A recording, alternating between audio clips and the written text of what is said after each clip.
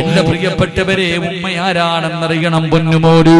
റസൂലുള്ളാഹി പറയുകയാ, സുന്നത്ത് നമസ്കരിച്ചു കൊണ്ടിരിക്കുന്ന സമയത്ത് ഞാനോ നിങ്ങളോ വീടിന്റെ അകത്തിരുന്ന് സുന്നത്ത് നമസ്കരിച്ചു കൊണ്ടിരിക്കുമ്പോ നമ്മുടെ പ്രിയപ്പെട്ട ഉമ്മയുണ്ടല്ലോ, അടുത്ത് വന്നിട്ട് മോനെ എന്ന് വിളിച്ചാൽ എന്തേ ഉമ്മ എന്ന് കൈയടിച്ചിട്ട് നമസ്കരിക്കുന്ന സുന്നത്ത് നമസ്കരിക്കുന്ന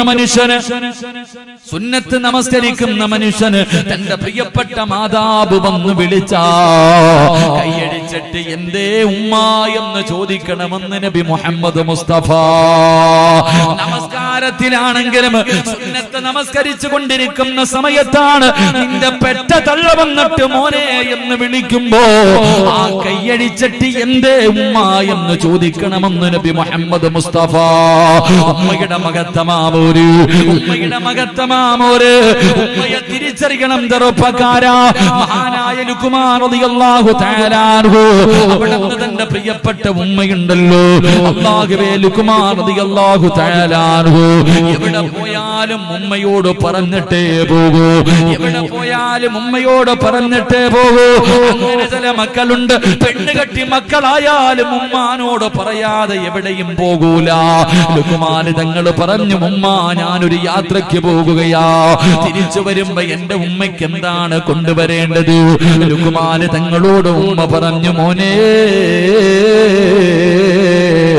തിരിച്ചു വരുമ്പോ സ്വർഗത്തിലെ ഒരു പിടി മണ്ണ് കൊണ്ടുവരണേ മോനെ, സ്വർഗത്തിലെ ഒരു പിടി മണ്ണുമായിട്ട് നീ തിരിച്ചു വരാകൂ.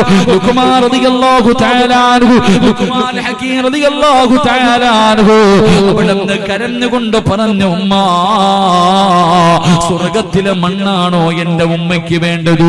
അതിന് ഞാൻ തിരിച്ചു വരുന്നത് വരെ കാത്തിരിക്കണ്ട. തന്റെ പ്രിയപ്പെട്ട മാതാവിന്റെ മുന്നിലേക്ക് ഇരുന്നിട്ട് അവിടുന്ന് പറഞ്ഞു, കാലം ഉയർത്താൻ തന്റെ പറ്റ തള്ളയുടെ കാലം പിടിച്ചുയർത്തി കേട്ട ആ കാലിൽ ഒരു ചുംബനം കൊടുത്തിട്ട് ആ ഉമ്മ ചവിട്ടിയിരുന്ന സ്ഥലത്ത് നിന്ന് ഒരു പിടി മണ്ണ് വാരുകയാണ്. തന്റെ ഉമ്മയുടെ കയ്യിൽ വെച്ച് കൊടുത്തിട്ട് പറഞ്ഞു, ഉമ്മ ഇതാ ഉമ്മ സ്വർഗത്തിലെ മണ്ണ്. ചെറുപ്പക്കാരാ, നിന്റെ വീടിന്റെ അകത്ത് രോഗം പിടിച്ച് തളർന്നു കിടക്കുന്ന നിന്റെ പ്രിയപ്പെട്ട മാതാവുണ്ടല്ലോ, മോനെ അവരുടെ കാൽച്ചവട്ടിലാടാ സ്വർഗം കിടക്കുന്നത്. മുത്തുനബിയുടെ ചാരത്തൊരു സഹാബി കടന്നു വന്നു, യാ റസൂലല്ലാഹ്, അല്ലാഹുവിന്റെ നബിയേ, എനിക്ക് ഏറ്റവും കൂടുതൽ കടമ ആരോടാ നബിയേ? അല്ലാഹുവിന്റെ പ്രവാചകൻ പറഞ്ഞു, നിന്റെ ഉമ്മയോടാണ്. പിന്നെ ആരോടാ നബിയേ? നിന്റെ ഉമ്മയോടാണ്. പിന്നെ ആരോടാ നബിയേ? നിന്റെ ഉമ്മയോടാണ്. പിന്നെ ആരോടാ നബിയേ? നിന്റെ വാപ്പയോടാ. 3 പ്രാവശ്യവും അല്ലാഹുവിന്റെ റസൂൽ പറഞ്ഞു, ഉമ്മ ഉമ്മ ഉമ്മ. കാരണം എന്തെന്നറിയുമോ? ഉമ്മയ്ക്ക് ഇത്രയും മഹത്വം കിട്ടാറുള്ള കാരണം എന്താ? ഗർഭം ചുമന്നതു 10 മാസം തള്ളയാ, പ്രസവിച്ച വേദന തിന്നതും അവർ തന്നെയാ, പാലൂട്ടി നിന്നെ വളർത്തലും അവരാണ്. ഈ 3 കാര്യം ഉപ്പയിൽ ഒഴിവാണ്. മോനെ 9.5 മാസക്കാലം ഗർഭം ചുമന്നുകൊണ്ട് നടന്നത് ഉമ്മയാണ്. നല്ലതുപോലെ നടക്കാൻ കഴിയില്ല, കിടക്കാൻ കഴിയില്ല, ഭക്ഷണം കഴിക്കാൻ കഴിയില്ല. എന്നിട്ടും 9.5 മാസം വയറ്റിന്റെ അകത്ത് ചുമന്നുകൊണ്ട് നടന്നത് നിന്റെ പെറ്റുമ്മയാ. മരണവേദനയുടെ വേദനയും നൊന്ത് പ്രസവിച്ചത് നിന്റെ ഉമ്മയാ. നിന്നെ പോറ്റി വളർത്തിയത്, നിനക്ക് പാല് തന്നത് നിന്റെ ഉമ്മയാ. അതുകൊണ്ട് ഉമ്മയോടാണ് നിനക്ക് ഏറ്റവും കൂടുതൽ കടമയെന്ന പ്രവാചകൻ പറയുമ്പോ വാപ്പാന് വിലയില്ല എന്നല്ല, ഉപ്പയ്ക്ക് മഹത്വമില്ല എന്നല്ല. പടച്ചവരെ, നമ്മുടെ വാപ്പയാരെന്നറിയുവോ? സ്നേഹം വെളിയിൽ കാണിക്കാതെ, സ്നേഹം വെളിയിൽ കാണിക്കാതെ മനസ്സിന്റെ ഉള്ളിൽ നമ്മളെ വല്ലാതെ സ്നേഹിച്ച നമ്മുടെ പിതാവുണ്ടല്ലോ, ആ വാപ്പയ്ക്ക് മഹത്വമില്ല എന്നല്ല. നമ്മുടെ വാപ്പയാരെന്നറിയോ? സ്വർഗത്തിന്റെ മധ്യ കവാടമാണെന്ന് നബി മുഹമ്മദ് മുസ്തഫ സല്ലല്ലാഹു അലൈഹി വസല്ലമ തങ്ങൾ അവിടെന്ന് പറയുമ്പോ, അല്ലാഹുവേ, ഞങ്ങളുടെ മരണപ്പെട്ടു പോയ മാതാപിതാക്കളുടെ ഖബർ വിശാലമാക്കണേ അല്ലാഹ്.